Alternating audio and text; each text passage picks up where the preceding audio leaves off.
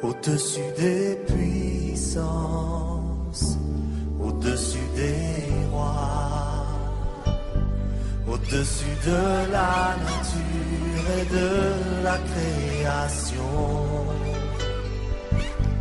au-dessus de tout.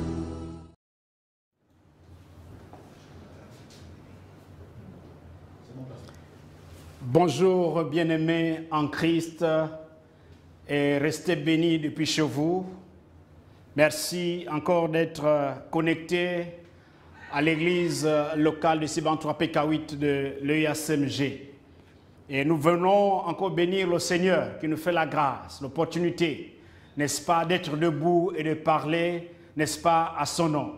Encore ce matin, nous voulons bénir une femme, un homme, un jeune, un enfant, n'est-ce pas, qui suit cette prédication pour la seule gloire de Dieu.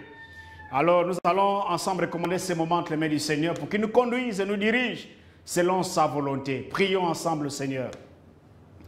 Nous te bénissons, Dieu Tout-Puissant, Créateur du ciel et de la terre, le Dieu de l'univers, qui fait toutes choses bonnes selon son plaisir. Et encore, Seigneur, nous te lèvons pour toutes les grâces dont nous sommes l'objet en toi. Seigneur, qui est comme toi? Conduis ce moment comme tu as décidé de faire. Seigneur, tu es celui qui ouvre les portes. Tu es celui qui ferme les portes. Seigneur, si tu as ouvert une porte, personne ne peut la fermer, comme nous l'avons appris dimanche dernier. Nous prions que toutes les portes, Seigneur, s'ouvrent par cette prédication. Que la gloire de Dieu se répande et se manifeste pleinement. Seigneur, visite un cœur. Visite une âme, visite une vie encore ce matin. Reçois toute la gloire, Dieu Tout-Puissant.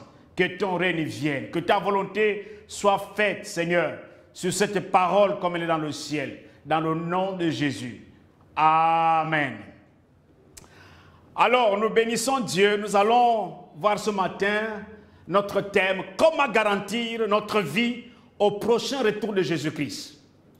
Comment garantir notre vie au prochain retour de Jésus-Christ?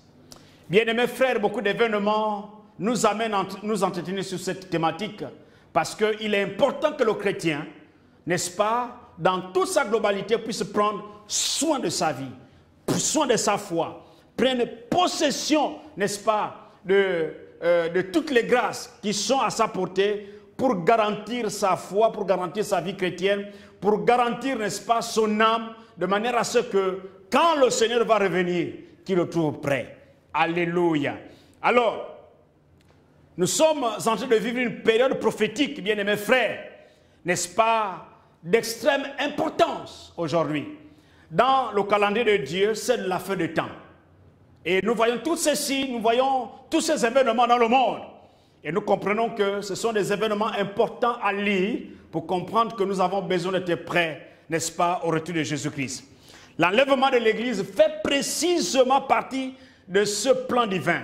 Vous savez tous que l'Église, excusez-moi, va être enlevée. Le troisième millénaire suscite chez les chrétiens l'espérance du prochain retour de Christ. Alléluia. Et nous sommes, n'est-ce pas, sans oublier que la fin des temps peut aussi symboliser la mort. Vous savez, la mort n'avertit personne.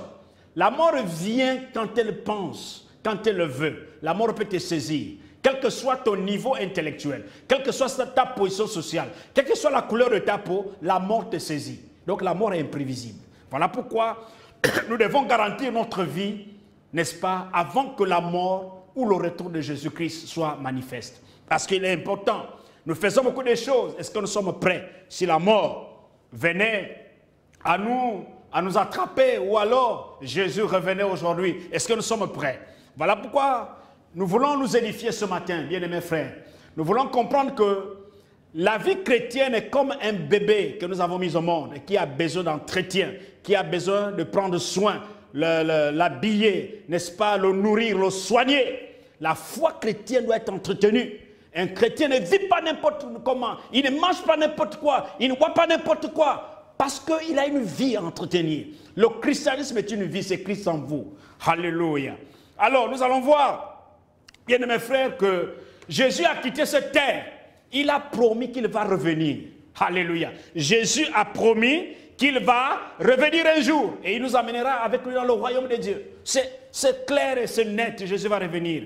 Mais indépendamment que nous croyons ou non, que nous vivons les temps de la fin, tous les chrétiens peuvent convenir que Christ, n'est-ce pas, va revenir et va nous prendre avec lui. Alléluia. Nous allons être avec lui. Et il a dit qu'il va nous récompenser. Il dit dans Matthieu 25, 23, il dit, tu as bien fait, bon et fidèle serviteur. Christ va revenir et nous serons appelés à nous préparer afin qu'il puisse nous dire, bon et fidèle serviteur. Amen. Alléluia. Alors nous allons voir quelques clés, n'est-ce pas, que nous pouvons, quelques clés, n'est-ce pas, que nous pouvons voir pour garantir notre vie, n'est-ce pas, au prochain retour de Jésus-Christ. La première clé, c'est la prière. Les amis, vous savez, aujourd'hui, nous mettons plus foi aux prières que font les autres. Mais nous-mêmes, nous ne développons pas une vie, n'est-ce pas, un secret avec Dieu. Mais nous écoutons plus les prières des autres, mais nous-mêmes, nous ne prions pas. Nous pensons que la prière la plus efficace, c'est ce que les autres font pour nous. Non, il faudrait que nous puissions développer l'intimité avec Dieu. Et en développant l'intimité avec Dieu, Dieu va se forger en notre être intérieur. Et nous pouvons tout de suite discerner les choses qui viennent de Dieu et ce qui vient, n'est-ce pas, de l'ennemi. Éphésiens 6, 18 nous dit, faites en tout temps, par l'Esprit, toutes sortes de prières et de supplications. Veillez à cela avec une entière persévérance et priez pour tous les saints. Alléluia. Et ici, c'est l'apôtre Paul qui écrit aux Éphésiens. Vous savez, ce livre a deux grandes parties. La première partie, n'est-ce pas, se concentre sur l'Église que Paul va présenter comme le corps de Christ. N'est-ce pas? Paul présente l'Église comme le corps de Christ. En elle, Christ va détruire les murs de la haine, de la séparation, de manière que tous ceux qui croient en lui, juifs ou non juifs, n'est-ce pas, deviennent unis, soient des frères. Que tu sois juif ou non juif, que vous comprenez que vous êtes des frères parce que vous avez accepté un seul Seigneur. Et ça, c'est le premier combat de l'apôtre Paul dans cette épître. La deuxième partie, c'est l'ensemble d'exhortations, n'est-ce pas, qui appelle tous les membres de l'Église à vivre par la foi, à vivre dans la foi, dans l'unité, dans la fraternité, en gardant la foi en Jésus-Christ. Alléluia. Voilà pourquoi cette deuxième partie de cette épître nous concerne, parce que ce que Paul développe sur la prière, c'est pour permettre à ce que les chrétiens puissent garder la foi en Jésus-Christ. La prière alimente la foi. Quand vous priez, votre être intérieur, votre être spirituel intérieur, n'est-ce pas, se développe et vous vous attachez à Dieu. Il dit, faites en tout temps par l'Esprit toutes sortes de prières et de supplications. Veillez avec une entière persévérance. Alléluia. Donc, entretenir, n'est-ce pas, une vie de prière dynamique est un objectif fondamental, n'est-ce pas, de la vie chrétienne. Est un objectif fondamental de la vie chrétienne. Entretenir votre vie dans la prière. Les amis, ce n'est pas les incantations que vous faites. La prière, ce n'est pas les cris que vous faites. La prière, c'est une action, une communion qu'on développe avec Dieu. Mon frère, tu peux jeûner autant de jours, autant de machins, mais quand tu ne développes pas l'intimité dans la prière, ce n'est pas le fait de venir crier même à l'église. Non, la prière, elle est personnelle. Et quand vous développez une intimité personnelle, quand vous vous retrouvez entre des frères, ce feu-là s'alimente. Mais remarquez combien de fois vous priez, combien d'heures, même pas une minute. Beaucoup d'entre nous prient, c'est quand ils vont monter au lit, ils commencent à demander pardon, à dire leurs péchés. Et il commence à dire, Seigneur, protège-moi la nuit, au nom de Jésus, Amen. Et là, il a prié. Même un enfant qui s'est converti aujourd'hui ne peut pas prier de la sorte. Donc, les amis, garantir notre vie au prochain retour de Jésus, nous avons besoin de développer l'intimité dans la prière. Je ne sais pas pourquoi j'insiste sur cette thématique de la prière. C'est important, avant de sortir de chez vous, avant de sortir de votre chambre, passez du temps avec Dieu. Et Dieu va vous communiquer des messages. Dieu va vous dire des choses. Voilà pourquoi celui qui est avec Dieu, les amis, vous ne pouvez pas le désorienter, parce que lui, il connaît le cœur de Dieu. Alléluia. C'est le genre de relation que l'Écriture, n'est-ce pas, nous encourage à avoir. Et si nous le faisons, nous serons probablement prêts à rencontrer Jésus. Parce que nous sommes constamment dans sa présence. Les amis, les temps deviennent difficiles. Les gens meurent sans être malades. Les gens meurent au volant de la voiture. Les gens meurent dans le sommeil. Les amis, est-ce que nous sommes prêts à rencontrer le Seigneur? Oh, alléluia. Alléluia. Seigneur, aide-nous. Aide-nous à faire à tout temps de prière par l'Esprit. Toutes sortes de prières et de supplications. Aide-nous à entretenir notre relation avec Dieu, avec toi. Aide-nous à avoir une foi abondante à ta parole quand nous prions, Seigneur. Alléluia. Je parle à un homme, je parle à une femme. Alléluia. Développons cette communion avec le Seigneur. Alléluia. Alléluia. Bien-aimés frères, comment garantir notre vie au prochain retour de Jésus-Christ? Nous avons besoin de la garantir. Nous n'avons pas besoin de combattre autant d'années dans la foi et puis être disqualifiés à la fin. Nous avons besoin d'entretenir cette vie. Deuxième élément, n'est-ce pas, ou deuxième clé, c'est se repentir. Les amis, beaucoup de chrétiens ne savent pas demander, ne savent plus demander pardon. Que ce soit avec son semblable, que ce soit avec Dieu. Ça dit que ça devient une vie d'expérience. C'est une bonne chose. Dans un premier temps, ceux qui ne connaissent pas le Seigneur, pour devenir enfants de Dieu, ils ont obligation à la repentance. Écoutez ce que la Bible dit dans Actes, le chapitre 2, le verset 38. Pierre leur dit, repentez-vous et que chacun de vous soit baptisé au nom de Jésus. Pourquoi? Pour le pardon de ses péchés. Et vous recevrez le don du Saint-Esprit. Parce que c'est le Saint-Esprit qui vous qualifie. Vous vous repentez. Vous recevez le pardon de vos péchés. Vous devenez enfant de Dieu. Parce que l'Esprit de Dieu va habiter en vous. Alléluia.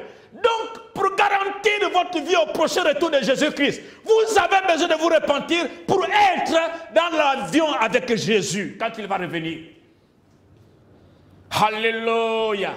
Et là, vous comprenez, c'était le premier discours de l'apôtre Pierre, juste après la réception du Saint-Esprit. Il a prêché, la Bible dit que les gens avaient les cœurs touchés en comprenant qu'ils ont sacrifié le Fils de Dieu. C'est lui qui est venu pour les réconcilier avec le Père. Ils se sont sentis coupables. Et ils ont demandé à Pierre et aux autres, « Oh frère, que devons-nous faire ?» La seule chose qu'un homme puisse faire, c'est de se repentir de ses péchés et inviter Jésus dans sa vie comme son Seigneur et son Sauveur personnel. Et là, ta vie est garantie. Le royaume de Dieu est garanti. Le ciel est garanti pour toi. Alléluia. Alléluia. Toujours là, la repentance. Ah, c'est l'Église. Alléluia. Ça, c'est l'Église. Nous allons lire dans Apocalypse, le chapitre 2. Apocalypse, le chapitre 2. Le verset 2 à 5. La Bible dit, ça c'est Jean qui parle, je connais tes œuvres, ton travail. Je sais, excusez-moi, je connais tes œuvres, ton travail et ta persévérance. Je sais que tu ne peux supporter les méchants, que tu as éprouvé ceux qui se disent apôtres et qui ne le sont pas, et que tu les as éprouvés menteurs, que tu as de la persévérance, que tu as souffert à cause de mon nom et que tu ne t'es point lassé. Verset 4. Mais ce que j'ai contre toi, c'est que tu as abandonné ton premier amour. Le verset 5, il dit, souviens-toi donc d'où tu es tombé, repens-toi et pratique tes premières œuvres. Sinon, je viendrai à toi et j'ôterai ton chandelier de sa place, à moins que tu ne te repentes. Amen. C'est adressé à l'église, n'est-ce pas, d'Éphèse. C'est un message de l'église. Et cette église, n'est-ce pas, combattait les faux prophètes. Et là, Dieu reconnaît. Il dit, je connais tes œuvres, je connais ton travail. Ce qui est bien, Dieu reconnaît ce qu'on fait. Dieu reconnaît. Je connais ton travail, je connais ta persévérance. Je sais que tu ne peux supporter les méchants, que tu as éprouvé ceux qui se disent apôtres qui ne le sont pas. Vraiment, tu les as trouvés menteurs. Tu as de la persévérance. Dieu dit que c'est ça. Mais tu as souffert à cause de mon nom. Autant emprisonné à cause de mon nom. Alléluia. Mais c'est que j'ai contre toi. Alléluia. Vous savez, on peut dire qu'on a une bonne doctrine. On peut dire non, ils prêchent une fausse doctrine. On passe le temps à juger les gens. Ils n'ont pas de bonne doctrine. C'est un faux prophète. Non, il ne peut pas prêcher ici. Vraiment, tu as cette capacité de discerner les mauvaises et les bonnes choses. Tout ça, c'est bien. Ça, ce sont les capacités que tu as. Mais écoutez ce que Jean dit dans sa vie, mais ce que j'ai contre toi, c'est que tu as abandonné ton premier amour. Ça dit que malgré le combat que tu fais, malgré la bonne doctrine que tu as, mais l'amour de Dieu dans ton cœur est banni. Ça dit que tu n'as plus la flamme, la chaleur que tu avais pour aimer Dieu. C'est tout simplement les habitudes qui sont restées, l'expérience qui est restée. Et là, la Bible te dit, dans le chapitre, souviens-toi d'où tu es tombé, repens-toi et pratique tes premières œuvres. Sinon, la repentance est importante. Tu peux être chrétien, mais abandonne ton premier amour. Tu peux être responsable de l'église. Tu peux être pasteur. Tu peux être bishop. Tu peux être prophète. Tu peux être quel que soit évêque, quel que soit le titre. Mais dans ton cœur, tu sais que tu n'es plus celui-là qui était quand il a accepté Jésus dans sa vie. Qui est celui qui avait la flamme, qui aimait Dieu de tout son cœur.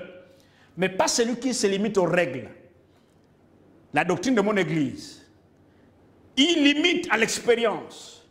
Il se limite à faire des choses qu'on a l'habitude de faire. Mais l'amour de Dieu a disparu dans son cœur. Tu as besoin de la repentance. Je vous dis bien, mes frères, ça va te garantir, n'est-ce pas, ta vie au prochain retour de Jésus. Ce n'est pas autant de tout ce que tu connais, tout ce que tu as emmagasiné, ce n'est pas autant ça. La Bible dit, le royaume de Dieu appartient à ceux qui se ressemblent aux petits enfants. Alléluia.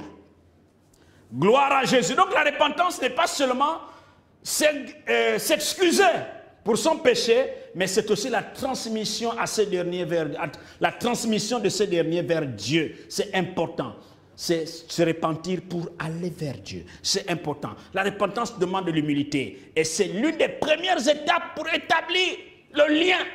C'est la repentance. Pour être en contact avec Dieu, c'est la repentance. C'est la première étape, bien-aimés frères. Rétablir une relation avec Jésus. N'est-ce pas? Bien que la repentance, n'est-ce pas, doit avoir lieu au début de notre relation avec Jésus, mais c'est aussi quelque chose de, n'est-ce pas, que les chrétiens doivent, n'est-ce pas, continuellement pratiquer. Ça commence au début, c'est vrai, quand nous introduisons dans la famille de Dieu, mais ça doit être une pratique. Quand quelqu'un fait quelque chose de mal, il doit être capable de se repentir. Alléluia. Alléluia. Cela garantit ta vie. Cela garantit ta vie au prochain retour de Jésus. Les amis, les choses sont en train de changer. Quelqu'un qui a mangé avec toi aujourd'hui, le lendemain, on te dit qu'il est parti. Il est mort. Les choses sont en train de changer. Nous avons besoin de comprendre ce que nous sommes mangés. Les amis, il n'y a rien de tel que d'être chrétien, d'être enfant de Dieu. Il n'y a rien de tel d'être appelé enfant. Il faut être fier de ça. Il faut être fier d'être appelé enfant de Dieu. Oh mon Dieu. Mais comment tu ne peux pas réaliser la fierté, le pouvoir que tu as d'être appelé enfant de Dieu? Réponds-toi mon frère, réponds-toi ma soeur. Continue la marche avec le Seigneur. Parce que Jésus garantit le ciel. Jésus te garantit la vie éternelle. Alléluia. Vous savez, aujourd'hui, l'église, on ne parle plus du péché. Voilà pourquoi on a tout le monde à l'église, sauf les chrétiens. Parce que quand vous parlez du péché, vous êtes un pasteur impopulaire. Mais quand vous parlez de la prophétie, la bénédiction, même celui qui vient dans la boue va courir. Mais quand vous parlez du péché, on va fuir l'église. Les amis, je préfère que je vais rester. Vous pouvez tous partir, mais ma femme va m'aimer, mes enfants vont m'aimer. J'aurai au moins une église à la maison parce que je continue à parler de la sainteté. Et c'est important. Quand quelqu'un a du mal à écouter le message de la sainteté, il c'est déjà un égaré. Et là, il faut faire attention. C'est mieux de dire ce que tu es. L'église va t'aider, Dieu va t'aider. Les frères vont t'aider. Même si aujourd'hui les frères, chacun vit pour soi. Mais c'est la vie de l'église, c'est aider les autres à devenir meilleurs pour le Seigneur. Alléluia. Alléluia. Alors, comment garantir notre vie au prochain retour de Jésus? C'est apprendre à être encouragé en comptant sur Dieu. Apprendre à être encouragé en comptant sur Dieu. Les amis, on s'encourage en comptant sur Dieu. C'est important. La vie chrétienne, c'est Dieu. Et Dieu se révèle dans sa parole. C'est dans sa parole. Apprendre à être encouragé en comptant sur Dieu. Proverbe, le chapitre 3, excusez-moi. Proverbe, le chapitre 3. Les versets 5 et 6. La Bible dit, confie-toi en l'Éternel ton Dieu.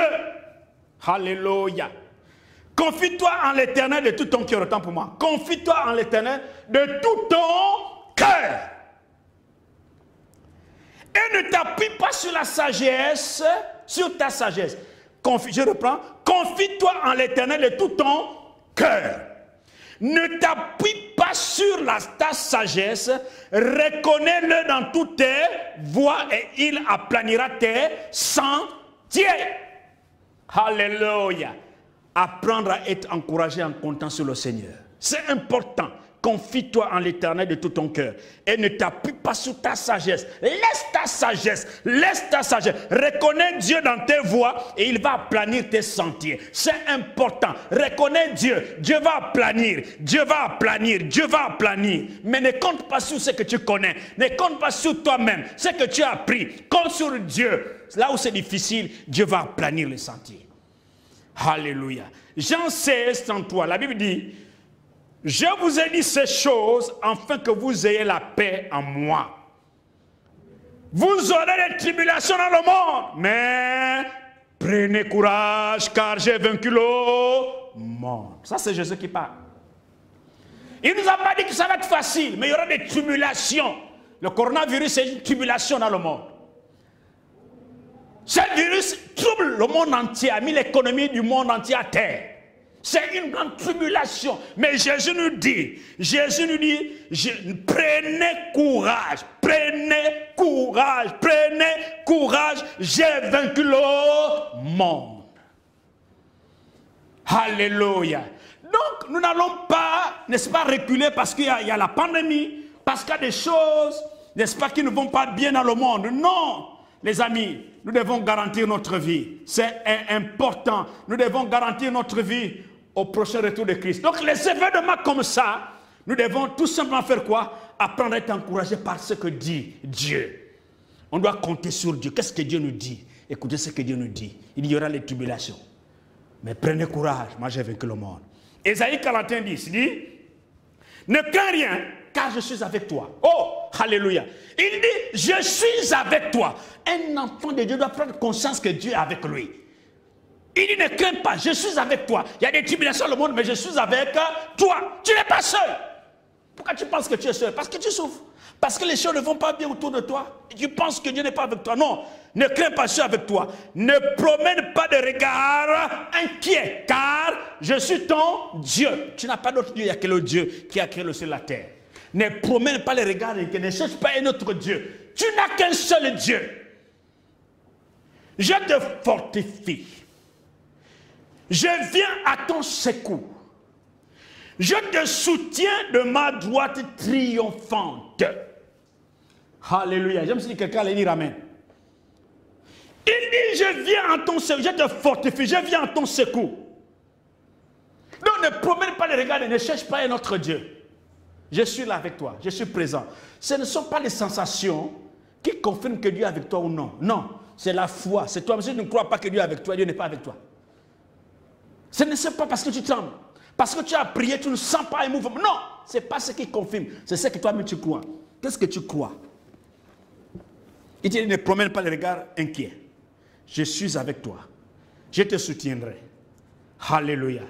Et pour terminer, le psaume 9, le verset 9 a dit, l'Éternel est un refuge pour l'opprimé. C'est un refuge pour l'opprimé. Un refuge au temps de la détresse. Les amis, nous n'avons pas un autre Dieu. Quand nous sommes en détresse, Quand nous sommes en difficulté, nous n'avons que le Dieu qui a créé le ciel et la terre, chez qui nous devons nous réfugier. C'est chez lui que nous devons nous plaindre. Qu'est-ce qu'il dit dans Philippiens 4:6? Il dit quoi? Ne vous inquiétez de rien. Mais en toute chose, faites connaître vos besoins à Dieu. Par qui? Comment? Par des prières, des supplications, avec des actions de grâce. Et la paix de Dieu qui surpasse toute intelligence va faire quoi? Gardera vos cœurs et vos pensées en Christ. C'est la parole de Dieu.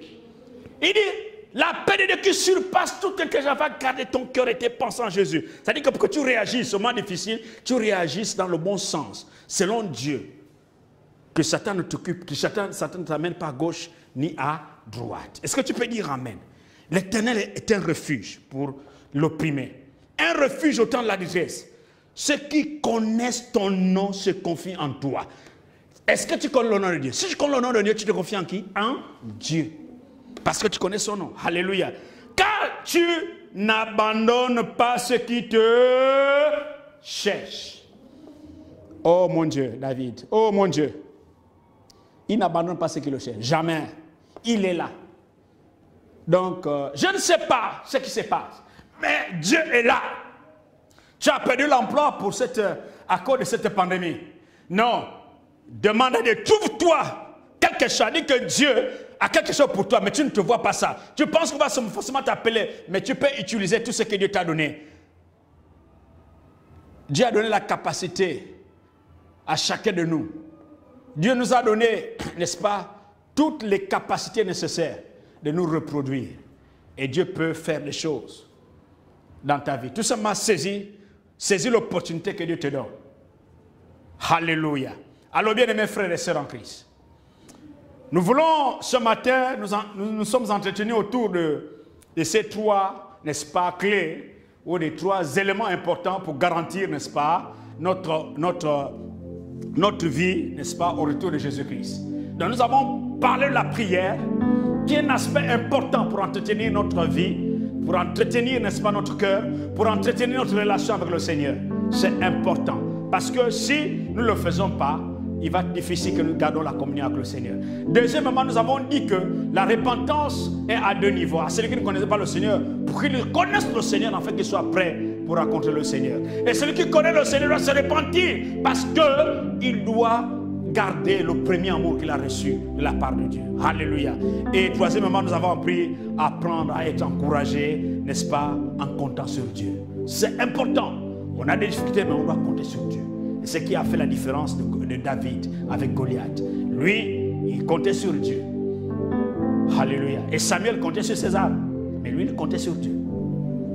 Donc, nous allons prier le Seigneur pour qu'il nous aide. Que même si la mort, n'est-ce pas, nous arrive, nous soyons prêts à raconter le Seigneur. Oh, la mort d'un chrétien est une joie. La mort d'un chrétien est une bénédiction. La mort d'un chrétien est une gloire, parce qu'il raconte le ciel. Les amis, demandez à ceux qui sont morts de revenir. Ils diront, ils ne reviendront plus jamais sur la terre, parce qu'ils ont goûté la gloire. C'est bon de mourir en Christ et avec le Seigneur. Alléluia. Nous allons prier le Seigneur. Nous allons prier le Seigneur et tu vas commencer à demander à Dieu des choses par rapport à ce que tu as écouté ce matin, pour que Dieu te visite, pour que Dieu te prépare à la rencontre de son Fils Jésus. La Bible dit qu'il reviendra dans les nuits et dans les airs. Alléluia. Est-ce qu'il va te trouver prêt à sa rencontre? Alléluia. Seigneur, merci pour ta grâce. Seigneur, merci pour ta présence, Seigneur. Seigneur, merci pour ta fidélité, parce que tu m'accordes de voir ces choses pour garantir ma vie. Seigneur, lors de ton avènement. Seigneur, tu connais cette femme qui est désemparée, qui est déboussolée et qui a besoin d'une direction, Seigneur, ce matin. Pourvois ce matin, dirige ce matin, ouvre ses yeux. Ce matin, ouvre son cœur. Ce matin, Seigneur, donne-la la voie à suivre. Seigneur, je viens briser tout obstacle. Je viens détruire tout ce que Satan a mis dans les cœurs, l'endurcissement des cœurs. Je viens libérer les vies des obstacles du monde des ténèbres, Seigneur. Viens remplir les vies de toi. Viens remplir les vies de ta gloire, Seigneur. Tu es le seul et l'unique Dieu. Tu n'as ni ombre de variation de changement. Tu es le Dieu éternel. Au nom de Jésus de Nazareth, que la puissance de la prière augmente dans cette maison, augmente dans ce cœur, augmente dans cette vie, dans le nom de Jésus. Saint-Esprit, viens encore agir. Viens nous aider à nous repentir, Seigneur, quand nous avons fait ce qui est mal. Alléluia. Seigneur, toi qui es Dieu, qui agis, toi qui m'écoutes, qui ne connais pas le Seigneur, tu as besoin de Jésus.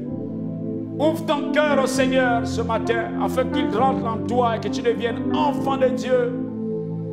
Seigneur, merci pour ta grâce, parce que ta parole nous rassure que tu es notre abri sûr, que tu es notre ombre de vie, que tu es notre bouclier, que nous pouvons compter sur toi, Seigneur. Nous te rendons toute la gloire. Bénis l'Église, bénis les chrétiens, fortifie la foi de chacun. Sois glorifié, béni dans le nom de Jésus. Amen. Et des entretiens particuliers. Nous sommes situés à l'église de Simon 3, PK8, l'église Alliance chrétienne, juste à Évasion. Et nous voulons tout simplement vous entretenir. Que Dieu vous bénisse encore. Merci.